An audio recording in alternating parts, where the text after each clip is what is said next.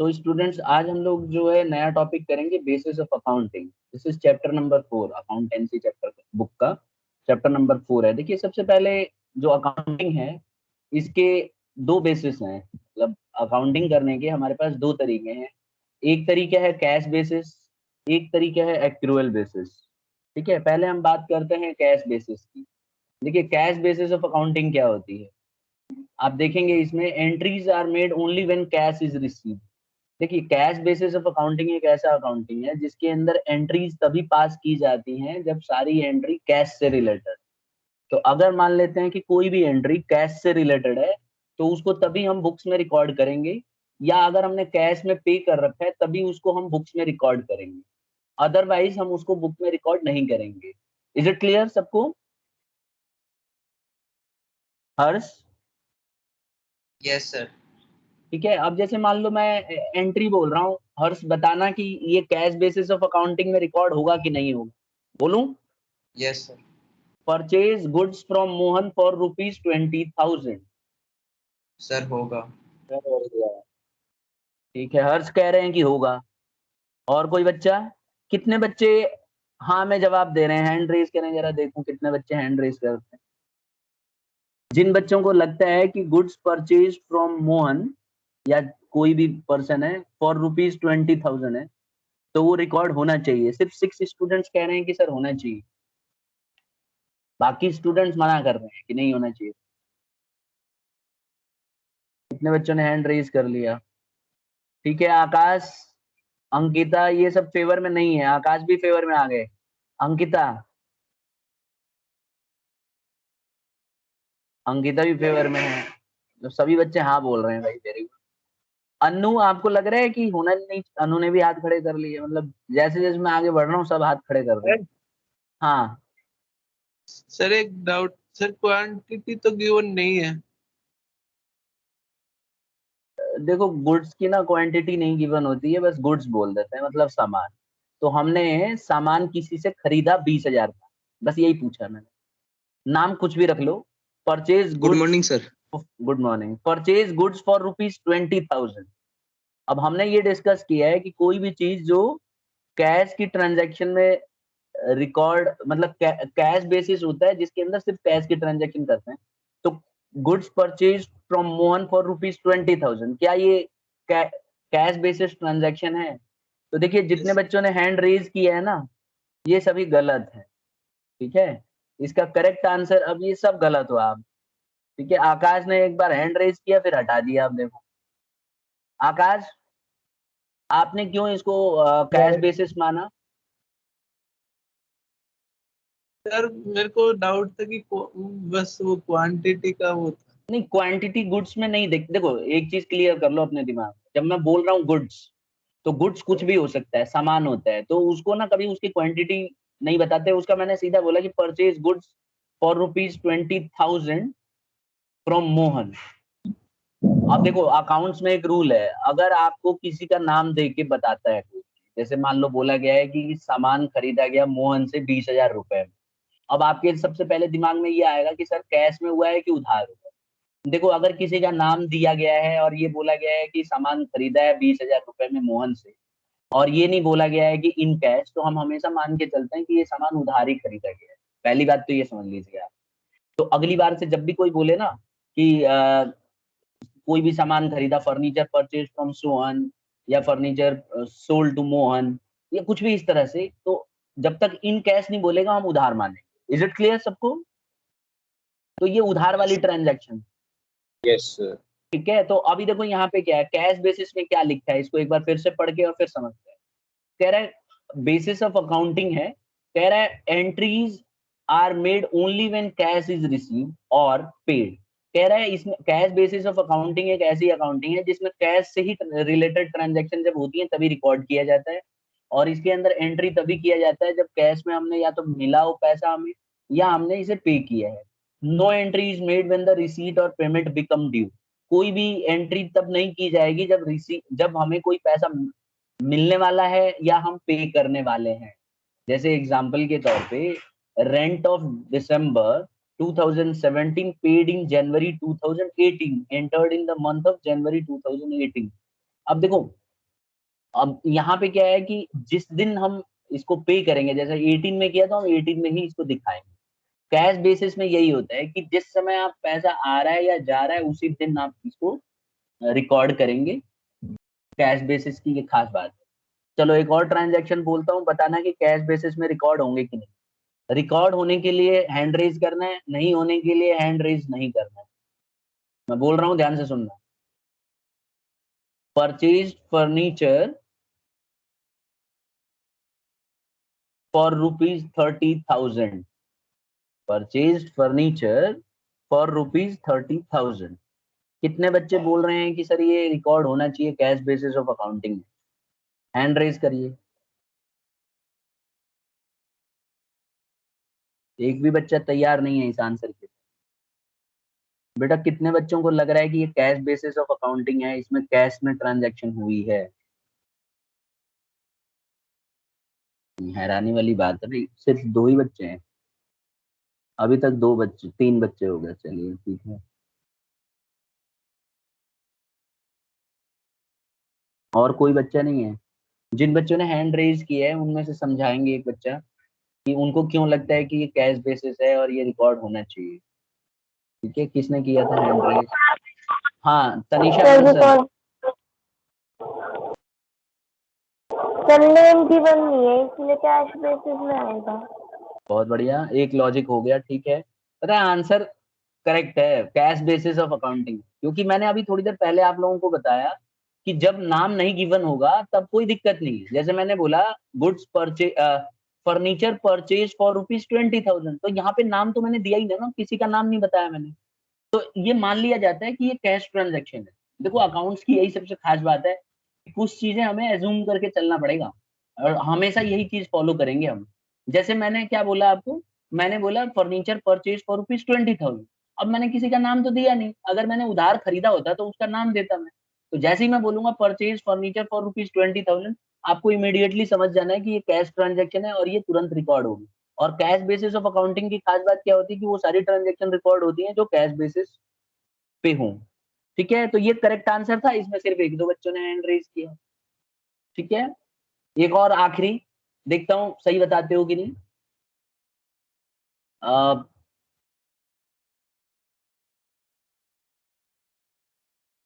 Rent due मतलब rent देना बाकी है अगले साल का, पिछले साल का, सॉरी, रेंट देना बाकी है पिछले साल का, और अब हमने उसको रेंट को दिया, यानी कि rent due for the previous year now paid.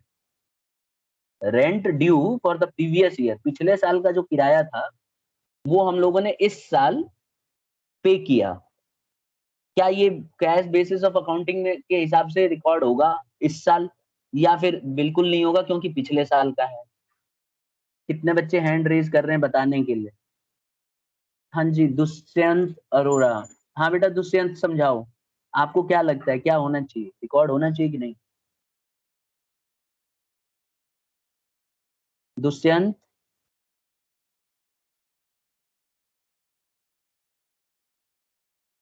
हाँ हैंड रेज किया था बेटा आपने, नहीं बताना है?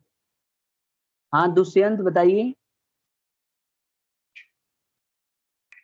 मुझे आवाज नहीं आ रही है। दुष्यंत लाउडली बोलो, नहीं बोल रहे हैं? दिव्या आप बताओ, दिव्या। Yes sir. सर इसमें नेम गिवन नहीं है और पिछले साल का था, लेकिन हमने रुपीस तो इसी साल दिए है ना, तो सर ये कैश बेसिस में होगा और रिकॉर्ड। आपके हिसाब से इसी साल रिकॉर्ड होना चाहिए, right? है ना? Yes sir. ठीक है, बिल्कुल सही आंसर है। देखो कैश बेसिस की खास बात क्या है कि जिस समय पैसा आ रहा है उसी समय रिकॉर्ड होगा, जिस समय पैसा जा रहा है उसी समय रिकॉर्ड होगा। दूसरी बात, मैंने आपको बोला कि रेंट ड्यू था पिछले साल और अभी हमने पे किया। ठीक है, तो पे किया मैंने क्लियर बोल दिया है कि पेड। दूसरी बात, नाम वाम है नहीं, तो हम कैश मान के चल रहे हैं, कैश ही में पे किया है, तो इसी साल रिकॉर्ड होगा क्योंकि कैश बेसिस ऑफ अकाउंटिंग में उसी साल रिकॉर्ड होता है जिस साल हमने पे किया है, ना कि उस साल जिस साल का वो था। ठीक है, कैश बेसिस ऑफ अकाउंटिंग की यही खास बात है। अगर यही एक्रूअल बेसिस ऑफ अकाउंटिंग होता तो रिकॉर्ड नहीं होता, जिसके बारे में अभी हम थोड़ी देर में पढ़ेंगे। ठीक है, तो देखो यहाँ पे मैंने वो सर डायग्राम, हाँ सर जैसे कोई ट्रांसफर वो पैसे मिलने वाले हैं, हाँ। तो अगर उसे अगले साल पैसे मिले तो पिछले साल में तो लिखेगा ना वो उसे पैसे मिलने वाले थे लेकिन इस साल मिले हैं। देखो, दो तरह की अकाउंटिंग होती है, एक एक्रूअल बेसिस और एक कैश बेसिस। कैश बेसिस बहुत कम लोग करते हैं, दुकान वाले करते हैं, और एक्रूअल बेसिस असली में फॉलो की जाती है वर्ल्ड में, ठीक है। लेकिन अगर आप कैश बेसिस को फॉलो कर रहे हो तो बेशक वो पैसा पिछले साल का हो, और पिछले साल मैं आपके साथ अग्री करता हूँ कि वो पिछले साल रिकॉर्ड होना चाहिए था, लेकिन हम पिछले साल रिकॉर्ड नहीं करेंगे। कैश बेसिस की यही खास बात होती है कि जिस साल पैसे मिलेंगे चाहे वो किसी साल का हो, जिस साल मिलेंगे उसी साल का माना जाएगा। आई बात समझ में? यस। समझे बेटा? तो कैश बेसिस समझ में आ गया। इसीलिए मैं एग्जांपल मैंने दिया कि कैश बेसिस ऑफ अकाउंटिंग वो अकाउंटिंग होती है जिसके अंदर जिस साल हमने पे किया उसी साल के बुक में दिखाया जाता है, और जिस साल हमने मतलब कैश हमें मिला है उसी साल के बुक में दिखाया जाएगा। इसको बोलते हैं कैश बेसिस ऑफ अकाउंटिंग, ठीक है। इसको हम ऐसे समझा सकते हैं कि transaction are recorded in the books of account on cash being received और पेड। जब वो मिलेगा तो रिकॉर्ड होगा, पे करेंगे तो रिकॉर्ड होगा, ठीक है।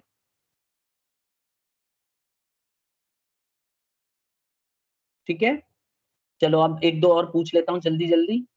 आउटस्टैंडिंग एक्सपेंसेस बताइए, रिकॉर्ड होगा कि नहीं? नहीं होगा सर। सर नहीं होगा। ठीक है,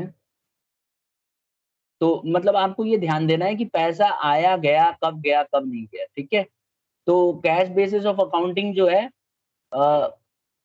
outstanding, prepaid expense, income received in advance और एक्रूड इनकम, इन सबको कंसीडर नहीं करता। जब भी देखो आउटस्टैंडिंग एक्सपेंस मतलब देना बाकी है, तो हमने दिया थोड़ी ना है, तो इसको हम रिकॉर्ड नहीं करेंगे। प्रीपेड एक्सपेंस, प्रीपेड जब भी ये सब चीजें लग जाए, जैसे एक्रूड लग जाए, प्रीपेड लग जाए, ठीक है, इनको हम रिकॉर्ड नहीं करते। एक्रूड का मतलब है on but not yet receive, भाई ऑन तो कर लिया लेकिन अभी तक मिला नहीं है, तो अगर नहीं मिला तो उसको हम बुक्स में रिकॉर्ड ही नहीं करेंगे, ठीक है। तो ये सब ध्यान रखना है आपको, कैश बेसिस ऑफ अकाउंटिंग में बड़ा सिंपल लॉजिक रखना है, ठीक है।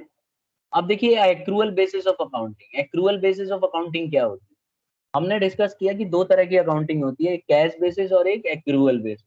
अब एक्रूअल बेसिस ऑफ अकाउंटिंग क्या है? देखो, रेवेन्यू और cost are recorded in the period in which they occur. Accrual basis of accounting एक ऐसी अकाउंटिंग है जिसके अंदर जो भी ट्रांजैक्शन रिकॉर्ड होगी, जिस साल की वो ट्रांजैक्शन है उसी साल हम इसको रिकॉर्ड करेंगे, ठीक है। चाहे वो कैश में हो चाहे वो कैश में नहीं हो, हम उसको उसी साल रिकॉर्ड करेंगे जिस साल से वो बिलोंग करती है, ठीक है। Under accrual basis of accounting unlike cash basis, जैसे कैश बेसिस में था उसके उल्टा, उसके ठीक उल्टा, income is recorded as income when it is earned.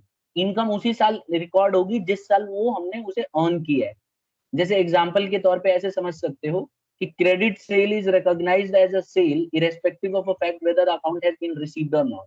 जैसे अगर आप कोई उधार बेचते हो सामान, तो उसको इमीडिएटली उसी समय आप इसको बुक्स में रिकॉर्ड कर लोगे। जैसे मान लो हमने मोहन को उधार बेचा, तो हमें पता है कि पैसा नहीं मिला, लेकिन हम एक्रूअल बेसिस ऑफ अकाउंटिंग में उसको रिकॉर्ड करेंगे। क्यों करेंगे? क्योंकि आज हमने बेचा है और हम मान के चलेंगे कि रिकॉग्नाइज हो चुका है, यानी सेल को हम रिकॉग्नाइज कर लेंगे कि सेल हो चुका है, बेशक पैसा मिला हो या ना मिला हो, ठीक है। इसी तरह से अगर हमारा कोई खर्चा लगा है और हमने उस खर्चे का पैसा अभी तक नहीं पे किया है, उसको भी हम बुक्स में रिकॉर्ड करेंगे, बेशक हम पैसे ना दिए हों, हो सकता है हमें पैसे देने बाकी हों, तब भी हम उसको रिकॉर्ड करेंगे। आ गई बात समझ में स्टूडेंट सबको? Yes sir. ठीक है, तो इसीलिए हम कह सकते हैं कि under accrual basis of accounting outstanding and prepaid expenses are adjusted. Outstanding और प्रीपेड जो खर्चे होते हैं ना, इनको हम एडजस्ट करते हैं, ठीक है। देखो, इसको ऐसे समझते हैं, जैसे मान लीजिए आप प्रॉफिट एंड लॉस अकाउंट बना रहे हैं, तो उसके अंदर अगर मान लीजिए आपने कोई खर्चा देना बाकी है, तो ये आपके खर्चे को बढ़ा देगा। हम मान के चलेंगे कि इस साल हमारा खर्चा हो गया ही, बेशक हमने पे नहीं किया हो, लेकिन देना तो पड़ेगा ना, और जब भी हम देंगे हो सकता है हम इसको बाद में दें, अगले साल दें, लेकिन खर्चा इसी साल का माना जाएगा क्योंकि ट्रांजैक्शन इसी साल हुआ है। तो एक्रूअल बेसिस ऑफ अकाउंटिंग में आउटस्टैंडिंग एक्सपेंस, प्रीपेड एक्सपेंस, इन सबको हम दिखाते हैं बुक्स में, और जिस साल से ये बिलोंग करते हैं उसी साल दिखाते हैं। लेकिन कैश बेसिस ऑफ अकाउंटिंग में हम ऐसा नहीं करते हैं। जब तक कैश की ट्रांजैक्शन नहीं होगी और जब तक पैसा आएगा नहीं जाएगा नहीं, तब तक हम उसको बुक्स में स्टूडेंट्स नहीं दिखाते हैं। आई होप ये पॉइंट आपको सबको क्लियर हो गया होगा स्टूडेंट। सर हम ये कह सकते हैं कि कैश बेसिस एक्रूलर बेसिस का ही एक पार्ट है। क्या कह सकते हैं, फिर से बोलना बेटा। सर हम ये कह सकते हैं कि जो कैश बेसिस में जो हम ट्रांजैक्शंस लिखते हैं वो हाँ। एक्रूलर बेसिस भी उसका एग्जांपल हो सकती है। मुझे क्वेश्चन समझ में नहीं आया, आप क्या कह रही हो, फिर से बोलना बेटा एक बार, आखिरी बार। सर एक्यूरल बेसिस में ये होता है कि जो ट्रांजैक्शन जब होती है उसको जब भी रिकॉर्ड करना होता है, तो चाहे उसका कैश गिवन हो या ना हो, लेकिन सर कैश बेसिस में हम उसको तभी रिकॉर्ड करते हैं जब पैसे मिल जाते हैं। तो बिल्कुल। सर जो कैश के एग्जाम्पल होंगे वो एक्यूरल के भी हो सकते हैं। कैश बेसिस के एग्जाम्पल जो होंगे उसके अंदर बस ये ध्यान रखना है कि पैसा आया हो या गया हो तभी रिकॉर्ड होगा, अदरवाइज रिकॉर्ड नहीं होने वाला। अगर पैसा आया हो या गया हो तभी उसको रिकॉर्ड करेंगे, अदरवाइज हम उसको रिकॉर्ड करेंगे ही नहीं। समझे कि नहीं? तो सर एक्यूरल बेसिस में जो कैश बेसिस के एग्जाम्पल है वो काम नहीं करेंगे। नहीं करेंगे ना, जब तक आपने पैसा नहीं दिया तब तक। देखो मैं जहां तक मैं ये समझ पा रहा हूँ, आप ये कह रही हो कि सर देखो आपका लॉजिक ये वाला सही है, जैसे हमने कैश में पे कर दिया तो वो एक्रूअल बेसिस में आएगा अगर वो उसी साल से बिलोंग करता है, लेकिन एक्रूअल बेसिस में भी आएगा, कैश बेसिस में भी आएगा। और अगर मान लो हमने कोई सामान बेचा और हमने उसका पैसा पे नहीं किया तो वो एक्रूअल बेसिस में आएगा लेकिन कैश बेसिस पे नहीं आएगा। तो एक्रूअल बेसिस ज्यादा अच्छा माना जाता है और हम लोग एक्रूअल बेसिस को ही तो फॉलो करते हैं। हम लोग एक्रूअल बेसिस को ही फॉलो करते हैं। इसमें अगर पैसा आया गया तब भी रिकॉर्ड होता है, और अगर हमने कोई सामान बेचा और बेशक हमने उधार बेचा है वो भी आता है। तो आई होप क्लियर हो गया होगा। Yes sir. ठीक है, अब देखो आपकी बुक में ना एडवांटेजेस एंड डिसएडवांटेजेस भी दिए हुए हैं। इस स्लाइड में मैंने ऐड नहीं किया अभी, मैं आपको आज नोट्स भेजूंगा तो इसमें ऐड करके भेज देता हूँ। ठीक है, अब देखो इसमें एडवांटेजेस भी मैं डिस्कस कर रहा हूँ, आपकी बुक में एडवांटेजेस भी हैं। ठीक है, तो कुछ एडवांटेजेस हम लोग जो बुक में लिखे हुए हैं उन्हीं को हम लोग डिस्कस कर सकते हैं कि क्या क्या एडवांटेजेस है। ठीक है, तो देखो इसमें बहुत सारे एडवांटेजेस हैं। Advantages of cash basis of account. अब देखो सबसे पहला एडवांटेज ये है कि कैश बेसिस ऑफ अकाउंटिंग बहुत ही सिंपल माना जाता है। ठीक है, मैं देखता हूँ अगर ये स्लाइड ओपन हो जाए, advantages of cash basis of accounting.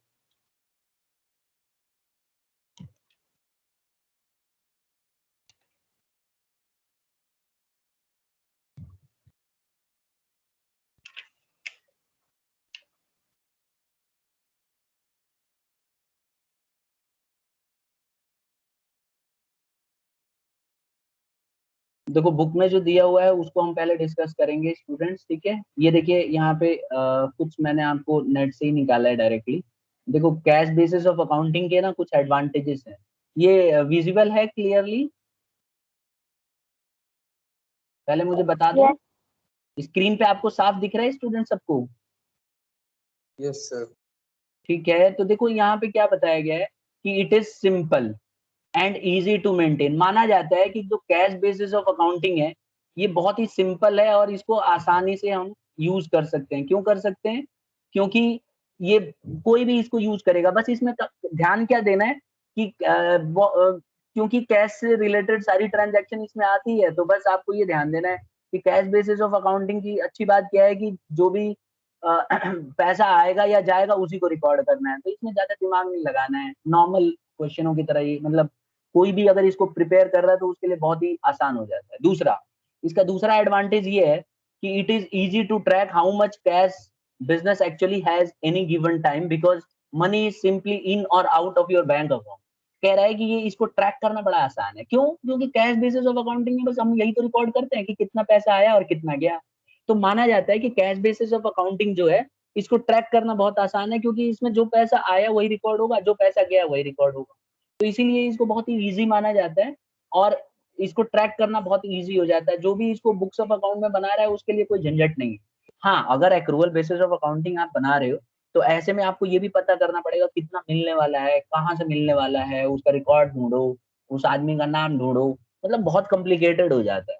ठीक है, तो इसीलिए कहा जाता है कि कैश बेसिस ऑफ अकाउंटिंग जो है ना, ये सबसे आसान माना जाता है क्योंकि इसमें ढूंढना बहुत ही इजी हो जाएगा।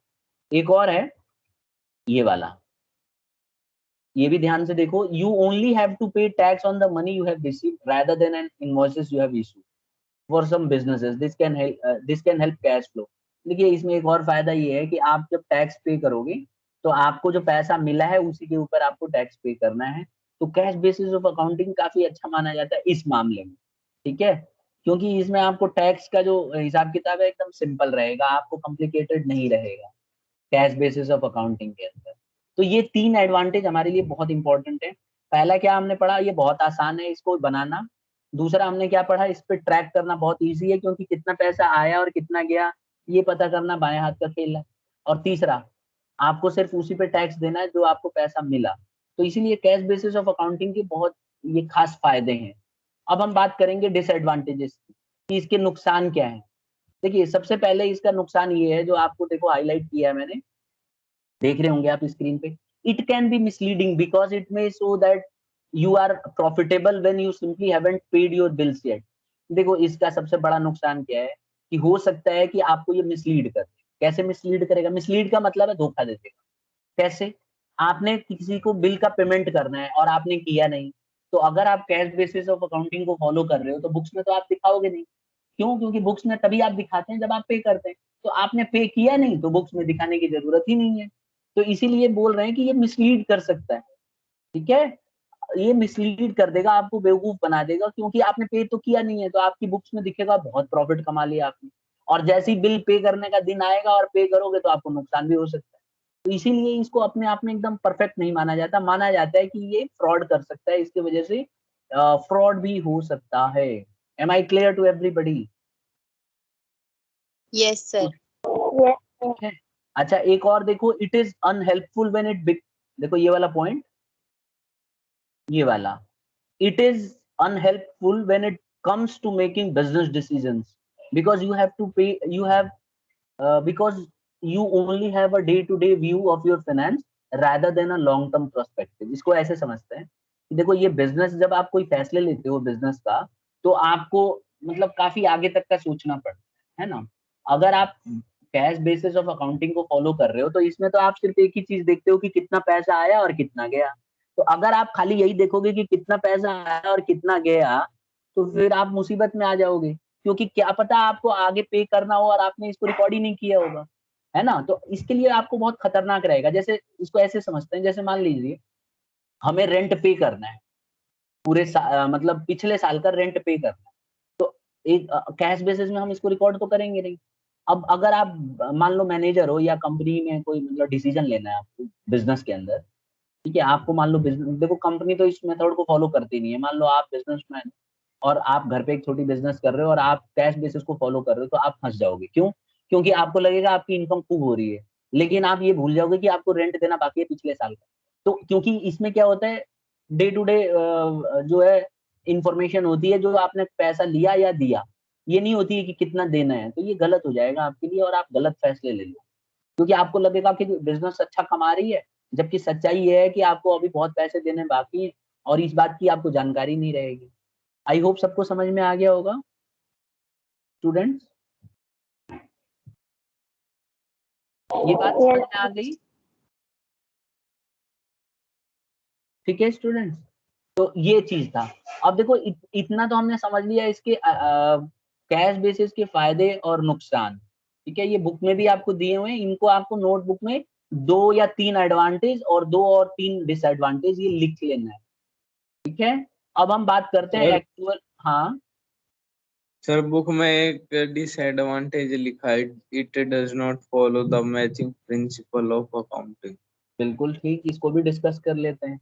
देखो बुक में लिखा हुआ है कि ये मैचिंग प्रिंसिपल को फॉलो नहीं करता। इससे पहले आपको याद होगा पिछली क्लास में हमने मैचिंग प्रिंसिपल पढ़ा था, कौन समझा रहे हैं क्या होता है मैचिंग प्रिंसिपल? याद सर जो ट्रांजेक्शन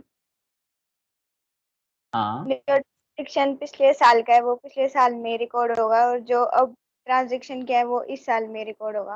बिल्कुल ठीक, क्योंकि मैचिंग प्रिंसिपल ये कहता है कि जो खर्चा जिस साल का है उसी साल रिकॉर्ड होना चाहिए। लेकिन कैश बेसिस वाले अकाउंटिंग में हम इसको फॉलो नहीं कर रहे हैं। क्यों नहीं कर रहे हैं? क्योंकि मान लो रेंट पिछले साल का था, तो अगर हम एक्रूअल बेसिस फॉलो करते ना तो हम उसको पिछले साल रिकॉर्ड करते, इस साल नहीं करते। लेकिन कैश बेसिस वाले में हम इसी साल इसको रिकॉर्ड करके बैठ जाएंगे, और देखा जाए तो फिर ये इसको वायलेट कर रहा है, क्योंकि मैचिंग प्रिंसिपल तो इसका उल्टा कहता है। वो कहता है कि उसी साल रिकॉर्ड करो जिस साल का खर्चा था, बेशक आपने अगले साल दिया हो। तो यही इसकी खास बात है। तो देखो, एक्रूअल ज्यादा अच्छा माना जाता है और कैश बेसिस को कोई फॉलो नहीं करता। ये छोटे मोटे जो दुकानदार है ना हमारे घर के आसपास, जो ये किराने की दुकान पे बैठते हैं और जिन्होंने कॉमर्स वॉमर्स नहीं पढ़ रखी है, वो इसको फॉलो करते हैं कैश बेसिस, और इसीलिए उनको पता नहीं चलता। अभी आप उनसे पूछोगे, कहेंगे अरे बहुत बढ़िया फायदा हो रहा है, और 2 महीने बाद पता चला उनको अपनी बिजनेस बंद करनी पड़ी, क्योंकि उधारी बहुत लग रखी थी और इस बात की वो जानकारी लिखते ही नहीं थे अपनी बुक्स ऑफ अकाउंट में। वो खाली कैश बेसिस ऑफ अकाउंटिंग को फॉलो कर रहे थे, और इसी से नुकसान हुआ कि वो बर्बाद हो गए। आ गया समझ में? तो ये पॉइंट भी लिख सर लीजिएगा। मेरे ख्याल से ये समझ में आ गया होगा अब आपको, डिसएडवांटेज जो अभी एक बच्चे ने बताया। ठीक है। और एक और लिखा हुआ है इसी के नीचे, मैं वो भी पढ़ देता हूँ बेटा। This system does not distinguish between capital and revenue item, as a result there is no consistency in the profits of the 2 years। देखो ये भी समझ लेते हैं, ये बुक में लिखा हुआ है आपके, कह रहा है कि ये जो सिस्टम है, ये कोई कैपिटल और रेवेन्यू आइटम में कोई फर्क दिखाता ही नहीं है। मतलब आपको पता है ना कैपिटल क्या होता है? कैपिटल एक्सपेंसेस और रेवेन्यू एक्सपेंसेस में फर्क है। जैसे मैंने बिल्डिंग खरीदा तो ये कैपिटल एक्सपेंडिचर है, और मैंने अगर सामान खरीदा तो ये रेवेन्यू एक्सपेंडिचर है। कैपिटल एक्सपेंडिचर वो होता है जो हम इसलिए करते हैं कि आगे भविष्य में और कमा सकें, और रेवेन्यू एक्सपेंडिचर हम इसलिए करते हैं कि डे टू डे हम मतलब बिजनेस कर सकें। तो ये दोनों को एक जैसा ही मानता है, इसको कोई फर्क नहीं पड़ता है कि वो कैश बेसिस है या रेवेन्यू बेसिस है। तो कैश बेसिस ऑफ अकाउंटिंग में सबसे खतरनाक यही है कि ये अपने आप में इनकम्प्लीट है और इसको परफेक्ट नहीं माना जाता, और अकाउंटिंग में जब हम पढ़ेंगे तो इसको हम बिल्कुल नहीं पढ़ेंगे। लेकिन ये है, अकाउंटिंग ये यूज होती है, और कुछ सोल प्रोप्राइटर जो अकेले बिजनेस करते हैं और छोटी मोटी बिजनेसमैन हैं जिनको कुछ नॉलेज नहीं है, वो इसी को फॉलो करते हैं स्टूडेंट, क्योंकि ये बनाना आसान है, और ये मतलब छोटे मोटे बिजनेसेस के लिए ठीक है। ठीक है, लेकिन ये अपने आप में इनकरेक्ट है। तो आ गया समझ में सबको? Yes sir. अब हम बात करते हैं एक्रूअल बेसिस ऑफ अकाउंटिंग की, जिसके बारे में हम डिस्कस कर चुके हैं पहले ही, कि जो एक्रूअल बेसिस ऑफ अकाउंटिंग है स्टूडेंट्स, ये एक ऐसा अकाउंटिंग है जो पिछले साल का ट्रांजैक्शन पिछले साल में रिकॉर्ड करता है, अगले साल का अगले साल में, और ये पूरी तरह से सारे के सारे प्रिंसिपल्स को फॉलो करता है। यानी अकाउंटिंग के जितने भी प्रिंसिपल्स हैं हमारे, सबको फॉलो करता है। अब इसके अगर आप देखेंगे एडवांटेजेस क्या है, पहला एडवांटेज जो इसमें दिया हुआ है, it gives more accurate picture of your business finance and, कह रहा है कि एकदम परफेक्ट पिक्चर देता है बिजनेस का, यानी कि ये एकदम अपने आप में करेक्ट है। ठीक है, ये एकदम ट्रू पिक्चर देता है। आप इस हाईलाइट कर ले, अपने स्क्रीन को एक्सपैंड कर लेना, ठीक है, तो आपको साफ दिखेगा। मोबाइल फोन में अगर आप पढ़ रहे हैं, कंप्यूटर में पढ़ रहे हैं, लैपटॉप में पढ़ रहे हैं तो दिख रहा होगा। अब फोन में है तो आप स्क्रीन की साइज बढ़ा के देखो, दिख रहा है सबको? It gives you a more accurate picture of your business finances and performance। तो ये आपको accurate picture देता है क्योंकि ये एकदम follow करता है। दूसरा, it is helpफुल when it comes to making strategic business decisions because you can be more confident about your overall financial situation। कह रहा है कि ये आपके लिए बहुत मददगार हो सकता है अगर आप बिजनेस से रिलेटेड डिसीजंस लेते हैं, क्योंकि ये एकदम परफेक्ट है, ये सारे प्रिंसिपल्स को फॉलो करता है, रूल्स रेगुलेशंस को फॉलो करता है। तो जब भी आप कोई फैसले लोगे ना, तो कम से कम आपको ट्रू पिक्चर दिखाएगा ये कि बिजनेस को क्या होने वाला है एक्चुअल में। अगर प्रॉफिट होने वाला है तो कितना होने वाला है, लॉस होने वाला है तो कितना होने वाला है, ये एकदम ट्रू पिक्चर दिखाएगा स्टूडेंट। तो इसीलिए इसकी एक अच्छी बात है, इसका सबसे बड़ा फायदा यही है। एक और देखिए नेक्स्ट वाला, अलाउज यू टू, ये वाला point, allows you to budget faster and more strategically because you are not only tracking what you have in the bank right now but also what is coming in and going out। कह रहा है कि आपको ना budget बनाने में भी बड़ा मदद करेगा, और आप स्ट्रेटजी बना सकते हो, क्योंकि इसमें आप आसानी से ट्रैक कर सकते हो कि बैंक में कितना पैसा आने वाला है और कितना जाने वाला है, क्योंकि क्या पैसा आप पे करने वाले हो ये भी तो ये रिकॉर्ड करता है बुक्स में। तो इसीलिए ज्यादा अच्छा माना जाता है इसको, और ये आप आसानी से एकदम परफेक्ट पिक्चर आपको बुक का दिखाएगा। एक और पॉइंट है देखो यहाँ पे एडवांटेज में कि it can be beneficial when projecting your companies future financial health. कह रहा है कि ये बहुत अच्छा हो सकता है अगर आप अपनी कंपनी को प्रोजेक्ट कर रहे हैं फ्यूचर हेल्थ के लिए, और ये बहुत इंपॉर्टेंट है अगर आप बैंक से लोन लेना चाहते हैं। देखिए, अगर आप कोई बिजनेस कर रहे हैं और अगर आप एक्रूअल बेसिस ऑफ अकाउंटिंग को फॉलो करते हो ना, तो बैंक आपको आराम से लोन दे देगा। पक्की बात है, बैंक कोई ज्यादा नाटक नहीं करेगा। क्यों? क्योंकि बैंक को पता है कि आप अकाउंट्स की बुक सही से बना रहे हो, तो आपका ट्रू पिक्चर दिख रहा है कि कितना पैसा है। बैंक को पता चल जाएगा आप पैसा दे पाओगे कि नहीं दे पाओगे। मतलब एक तरह से बैंक को ना एकदम ट्रू पिक्चर मिल जाएगा बिजनेस का। तो इसीलिए ये ज्यादा अच्छा होता है अगर आपको उधार लेना। लेकिन अगर आप इस अकाउंट को फॉलो नहीं कर रहे हैं, कैश बेसिस को फॉलो कर रहे हैं, तो बैंक आपको पैसा देगा ही नहीं। बैंक बोलेगा भाई नकली अकाउंट बना रहे हो, हम नहीं दे रहे, जाओ। क्योंकि उसको पता है कि भाई उसमें तो खाली यही होता है कितना आने वाला है और कितना कितना आ रहा है, कितना जा रहा है। तो उसमें करेक्ट ट्रू पिक्चर तो रहेगा नहीं, तो बैंक इतना बड़ा रिस्क लेगा ही नहीं। आ गया समझ में सबको? Yes sir.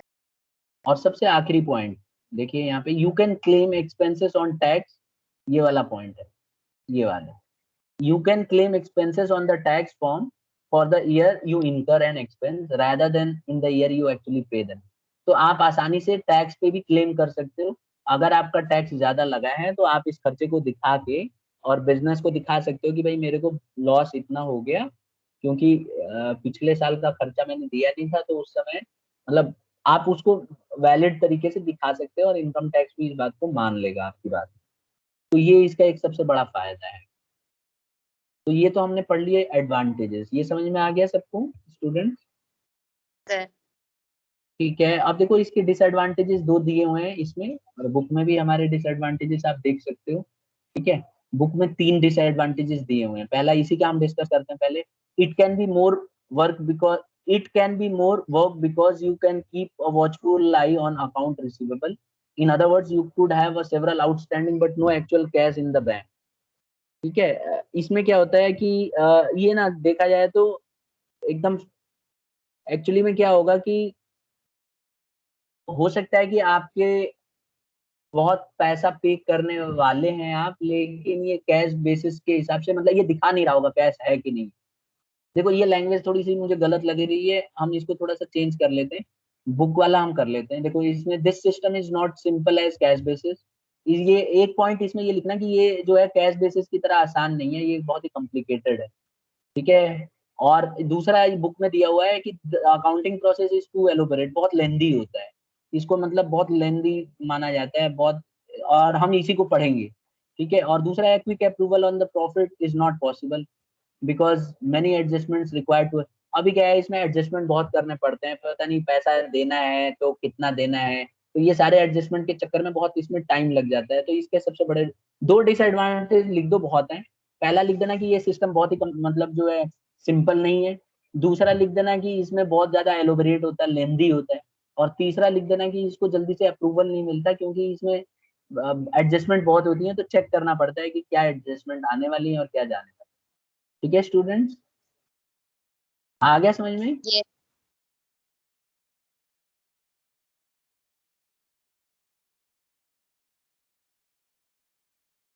सर अब हम इनके, हाँ बोलो। सर जैसे किसी ने एक बाइक ली और कुछ तो पैसे उसने मतलब कैश में दे दिए और कुछ उसने किस्त बनवा ली, तो सर वो अच्छा, कौन सी में जाएगी?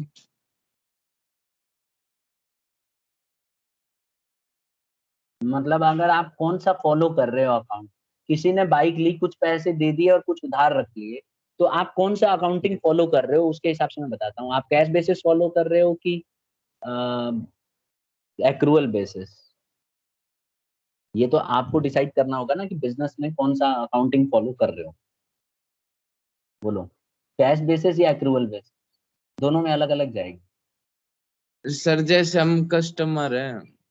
अच्छा, देखो आप अगर कस्टमर हो तो आपको तो क्या फर्क पड़ेगा। मैं अगर मान लो वो बाइक हमने बिजनेस के लिए, मैं थोड़ा सा आपका एग्जांपल चेंज कर रहा हूँ। मान लो आप एक बिजनेस कर रहे हो और बिजनेस में बाइक की जरूरत है, किसी एम्प्लॉय को देना है या कुछ भी मान, तो आप जब बाइक खरीदोगे तो आपके लिए वो खर्चा हो गया, समझे ना?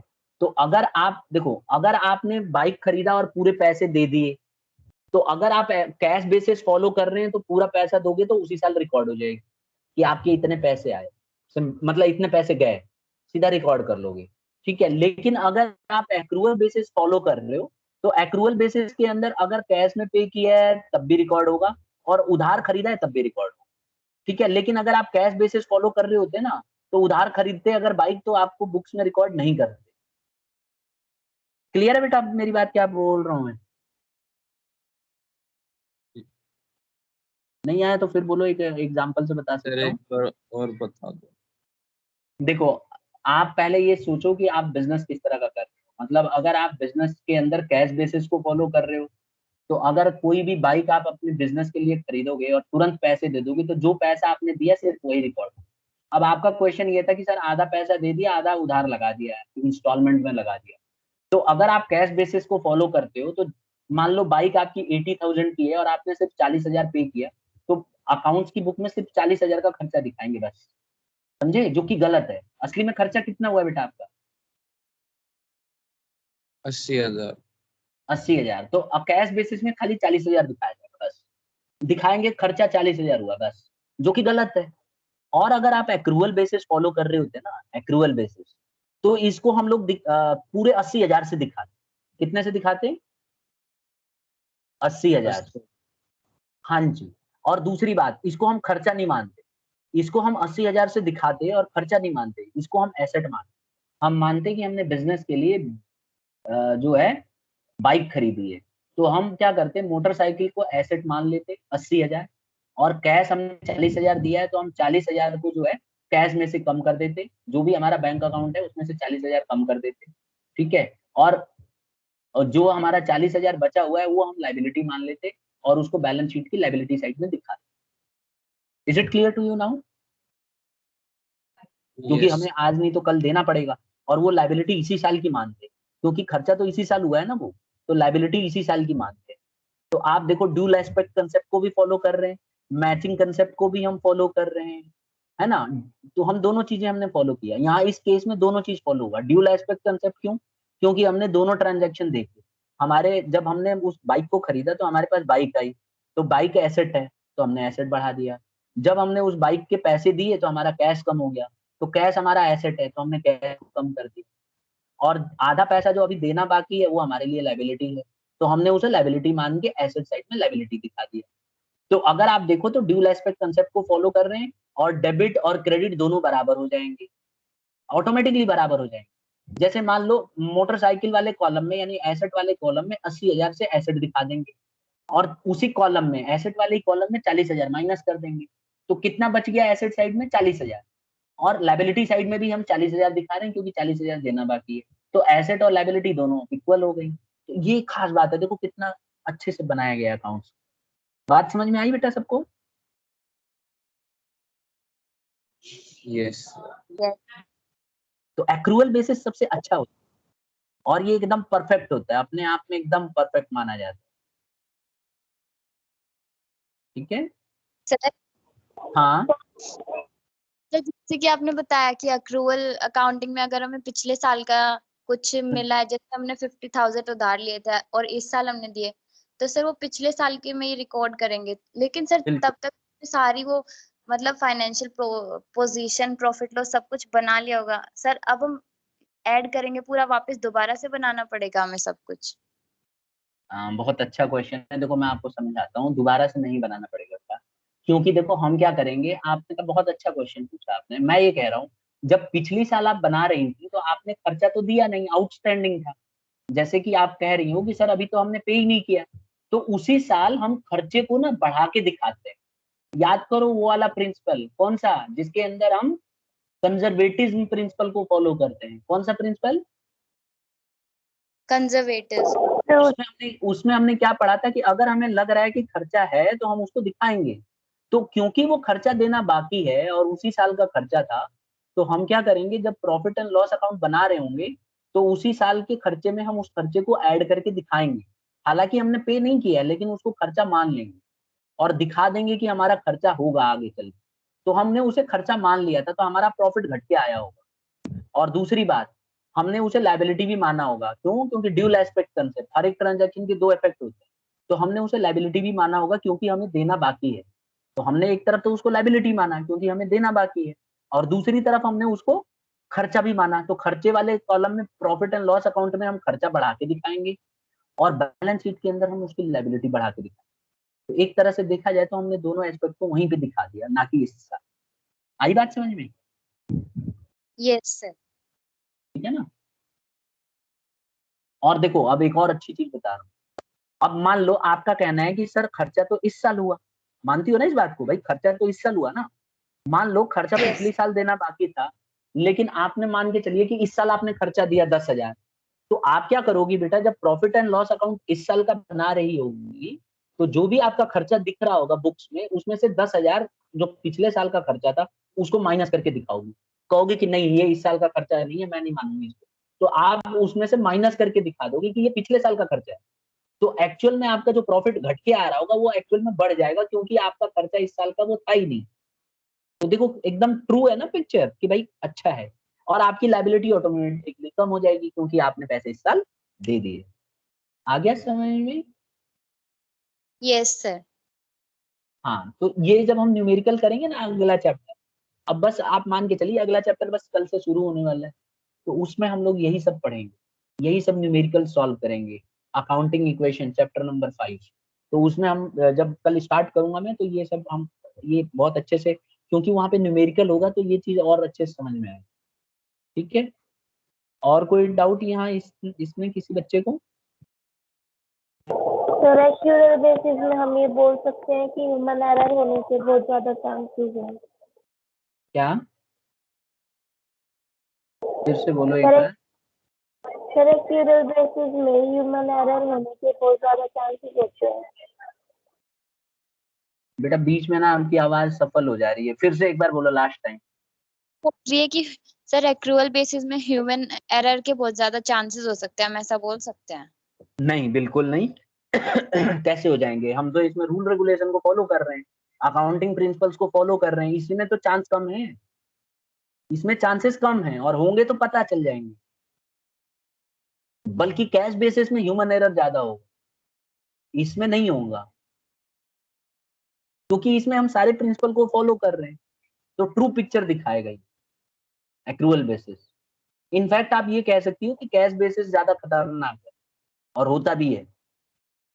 ठीक है। Yes sir. हाँ, अब चलो देखो एक ये भी डिस्कस कर लेते हैं बेटा कि व्हेन टू यूज कैश और एक्रूअल बेसिस। ये बुक में नहीं है आपके, लेकिन चलो इसमें फाइल में है तो इसमें हम पढ़ लेते हैं कि when to use cash and accrual basis. आपका भी ये डाउट क्लियर हो जाएगा कि कब कैश बेसिस को इस्तेमाल करें, कब एक्रूअल बेसिस को इस्तेमाल करें। देखो जनरली अगर आप देखेंगे ना, तो cash basis accounting is far simpler method to maintain. तो इसीलिए आप देखेंगे जो सोल प्रोप्राइटर है, सोल प्रोप्राइटर समझते हो कौन होते हैं सोल प्रोप्राइटर? ये देखो ये लिखा हुआ है, जनरली अ सोल प्रोप्राइटर। जो सोल प्रोप्राइटर है इसको ज्यादा इस्तेमाल करते हैं, जो अकेला आदमी बिजनेस करता है ना वो इसको यूज करता है, क्योंकि उसको इतनी नॉलेज वॉलेज तो होती नहीं है और अपनी छोटी बिजनेस होती है, तो वो कैश बेसिस ऑफ अकाउंटिंग को इस्तेमाल कर सकता है। ठीक है, आगे बात समझ में आई? तो जो बिजनेसमैन अपनी Yes. खुद की बिजनेस करे, छोटी बिजनेस हो, उसके लिए वो यूज करता है कैश बेसिस। लेकिन मेरा मानना है कि कैश बेसिस को इस्तेमाल नहीं करना चाहिए। ठीक है, लेकिन जो बिजनेस ग्रोथ को फोकस करती है, देखो यहाँ लिखा हुआ है कि for those business that focus on growth, जैसे कि कोई स्टार्टअप है, कोई नई बिजनेस खुली, तो एक्रूअल अकाउंटिंग ज्यादा अच्छा टूल माना जाना चाहिए, और ये ज्यादा अच्छा रहेगा उसके लिए अगर वो ये इस्तेमाल करते। ठीक है, ये बेस्ट तरीका है बिजनेस की परफॉर्मेंस को नापने का, और ये बहुत जरूरी है कि हम इसी को इस्तेमाल करें। अगर हम इसको इस्तेमाल करेंगे तो इसके अंदर हम गैप का इस्तेमाल करेंगे। देखो ये लिखा हुआ है यहाँ पे कि अगर हम ये वाला पॉइंट देखिए, ये वाला कि यहाँ पे हम क्या है, accrual accounting is core complement generally accepted accounting principle, इसमें इस्तेमाल होते हैं, और ये ज्यादा अच्छा माना जाता है, ये बहुत अच्छे से फॉलो कराएगा हमें, तो ये ज्यादा बेटर है और ट्रस्ट वर्दी है। आई होप सबको समझ में आ गया आप ये सारे पॉइंट्स। Yes sir. ठीक है बेसिस स्टूडेंट्स, तो पे देने थे तो हाँ उसने जी, नहीं देख जैसे क्या? एक्रूअल बेसिस में किसी को पैसे देने थे और वो नहीं दे पाया, किसी वजह से उसकी डेथ हो गई या एक्सीडेंट वगैरह हो गया, तो फिर बिजनेस को तो लॉस हो जाएगा। नहीं देने थे और नहीं दे पाया तो लॉस कहाँ से हो? फायदा हो जाएगा फिर तो।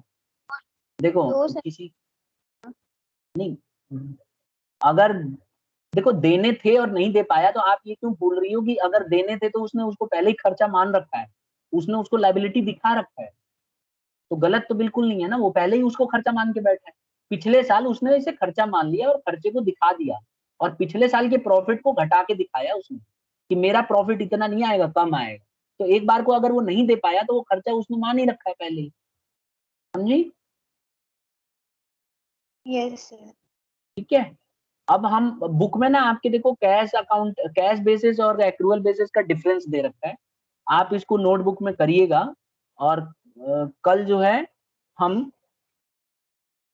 इसको एंड कर देंगे, ठीक है, और न्यूमेरिकल स्टार्ट करेंगे। ठीक, तो कल से मैं न्यूमेरिकल स्टार्ट करूंगा, ये डिफरेंस एक बार आप पढ़ लेना अच्छे से। ठीक है, अब ये डिफरेंस आपको अच्छे से आ जाएगा, ये बुक में टेबल दिया हुआ है डिफरेंस का, इसको नोटबुक में आपको लिख लेना, बहुत इंपॉर्टेंट। तो आज इतने पे ही एंड करते हैं क्योंकि टाइम हो रहा है हमारा दूसरी क्लास का। ठीक है, नेक्स्ट क्लास में मिलते हैं थोड़ी देर।